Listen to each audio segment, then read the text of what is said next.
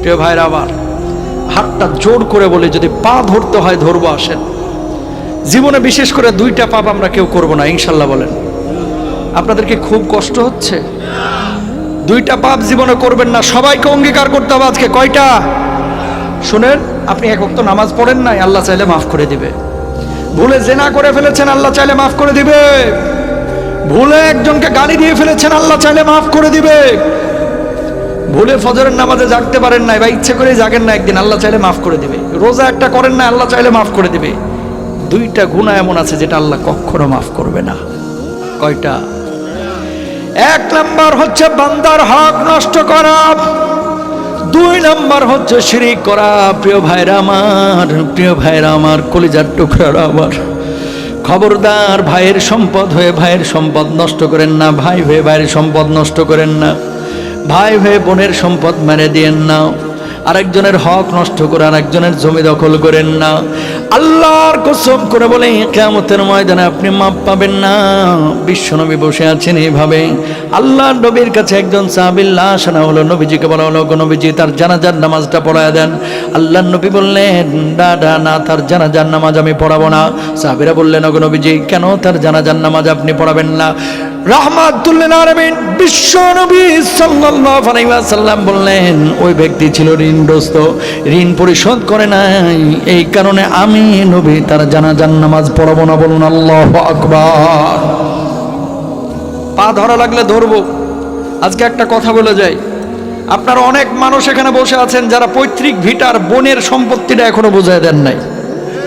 অস্বীকার করতে পারবেন? বাপের বাড়ির সম্পদ যেটা বোনদের হক ছিল দেন নাই। আল্লাহর কসম করে বলি 36 বার উমরা করেও জান্নাতে যেতে পারবেন না। চ্যালেঞ্জ করলাম আপনাকে। আল্লাহ তাআলা বান্দার হক নষ্ট করলে এটা গুনাহ মাফ করবে না। ঘুষ দিয়ে চাকরি নিছেন, আছে না ঊর্ধ্বতন কর্মকর্তা 50 জনের থেকে 3 লাখ করে টাকা নিছে, ঘুষ দিয়ে চাকরি দিবে তাই 13 লাখ করে টাকা নিছে, চাকরি একটারও দেয়নি, মারা গেছে। আরেকজনের জমি দখল করে জাল দলিল করে নিজের নামে লিখে নিছে, আছে না? টাকা ঋণ নিছে 20,000, কয় 3 দিন পরে দেব, 3 দিন আর হয় না, টাকা তো দেয় না, উল্টা আরো ফাপড় নাই। কথা বলেন আছে না নাই? কিয়ামতের ময়দানে এই শ্রেণীর মানুষ, এরা আবার নামাজও পড়ে, রোজাও করে, হজ্জও করে, যাকাতও দেয়। আল্লাহ তাআলা কিয়ামতের ময়দানে ফেরেশতাদেরকে বলবে, এই এদের আমলগুলো চেক করো তো। ফেরেশতারা তখন বলবে, আল্লাহ এই মানুষগুলো নামাজ পড়েছে, রোজা করেছে, হজ করেছে, যাকাত দিয়েছে, কিন্তু বান্দার হক নষ্ট করেছে। আল্লাহ কি ফয়সালা হবে? আল্লাহ রাব্বুল আলামিন তখন বলবে, ফেরেশতারা রে, ওদের যে আমলগুলো আছে আমলগুলো কেটে কেটে এখন পাওনাদারদের পাওনা মিটিয়ে দাও। যখন পাওনাদারদের পাওনা মিটিয়ে দেওয়া হবে, আমার আল্লাহ রাব্বুল আলামিন তখন ফেরেশতাদেরকে বলবে, এখন আমলের কি অবস্থা? ফেরেশতারা তখন বলবে, আল্লাহ এই মানুষগুলোর জান্নাতে যাওয়ার জন্য যথাযথ আর আমল নাই, আমলের পাল্লাটা শূন্য হয়ে গেছে। আল্লাহ রাব্বুল আলামিন তখন বলবে, যত বড় হাজি হোক নামাজি হোক, শিকলে বেঁধে বেঁধে এই মানুষগুলোকে জাহান্নামে নিক্ষেপ করো। বলুন নাউযুবিল্লাহ। একজন মানুষের গাছের ডাব চুরি করে খাইছেন, আম চুরি করে খেয়েছেন, আরেকজনের হক নষ্ট করেছেন। করেন না ভাই? আরে কয়দিনের দুনিয়া, কয়দিনের দুনিয়া? আগে মাইরা খাইছেন 50 লাখ, আর এখন মসজিদে খালি দান করতেছেন 20,000 করে, খালি 2 লাখ করে। এত সোজা না আল্লাহর জান্নাত? তোমার জন্য মসজিদে দানের চাইতে যার হক নষ্ট করেছো এর হক বুঝিয়ে দেওয়া আরো আগে বেশি জরুরি, ঠিক কিনা? তিতা লাগবে এই ওয়াজ। এ হুজুর এর লাগে অনেকে পছন্দ করে না, আনছি আপনারা হুজুর তাফসির করার লাগে, কি বাড়া ভাতে সাইড হালতেছেন। এ হুজুরে অনেকে পছন্দ করে না, কয় এই ওয়াজের দরকার কি? আপনার কাছে রিকোয়েস্ট ভাই, আপনি মাপ পাবেন না। আপনি যত বড় মুফতি নিয়ে আসেন, হক মারার গুনাহ শুধু তওবা দিয়ে আল্লাহ মাফ করে। ও বাঁচতে কইতেছেন কেন?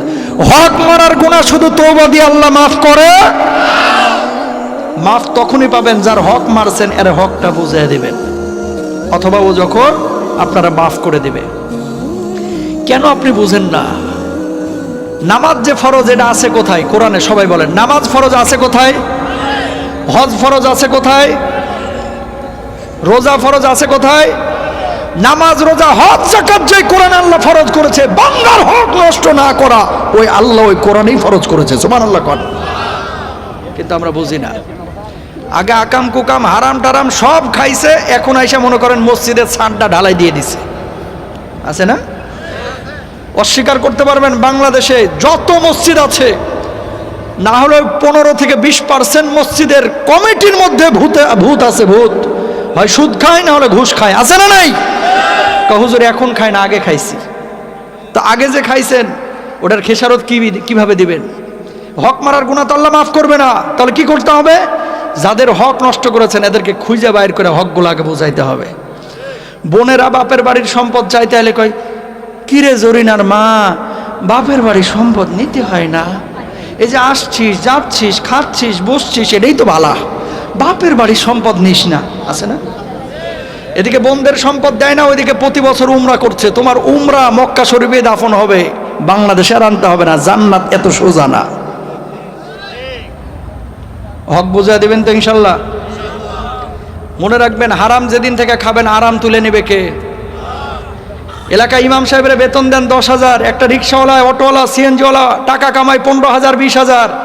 কই ঘুমেতে কোনো ঝামেলা নাই ওদের, ট্যাবলেট খায় ঘুমানো লাগে না। আর গরুর গোশত ও মাশাল্লাহ 1 কেজি দিলে ওটাও হজম করে ফেলতে পারে। কুমিল্লার রসমালাই ও 1 বাটি খাইতে পারে, কোনো সমস্যা নাই। হারাম খাওয়া শুরু করবেন, ডাক্তার কইবে হাফ কাপের বেশি ভাত খাইতে পারবেন না। কথা কন না, রসমালাই খাবেন আপনি, সম্ভবই না। কারণ নানাবিধ শরীরে অসুস্থতা দিয়ে দিবেন কে? জোরে বলেন কে? মানুষের অশান্তি হয় কেন জানেন? 5টা কারণে। কয়টা বলেন? কয়টা? জোরে বলেন কয়টা? এবং মুহাদ্দিসিনরা বলছেন এই 5 কারণে দেশের মধ্যে সমাজের মধ্যে দুর্ভিক্ষ আসে। আল্লাহু আকবার করেন। সংক্ষেপে বলে দিই। 1 নম্বর, আল্লাহর নবী বিশ্বনবী সাল্লাল্লাহু আলাইহি ওয়াসাল্লাম বলছেন, লাম তাদহারিল ফাহিশাতু ফি কওমি কাত্তুন হাত্তা ইয়ালিনু বিহা ইল্লা ফাশা ফাহিমুত তাউন। কোন সমাজের মধ্যে যখন অশ্লীলতা বেড়ে যাবে, জেনা ব্যভিচার বেড়ে যাবে, ওই সমাজের মধ্যে নিত্য নতুন রোগ ঢোকায় দেবে।